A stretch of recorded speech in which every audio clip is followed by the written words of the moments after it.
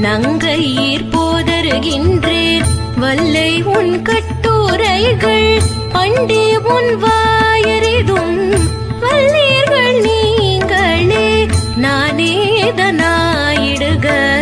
உல்லை நீ போதாய் உனக்கென்ன வேறுடைய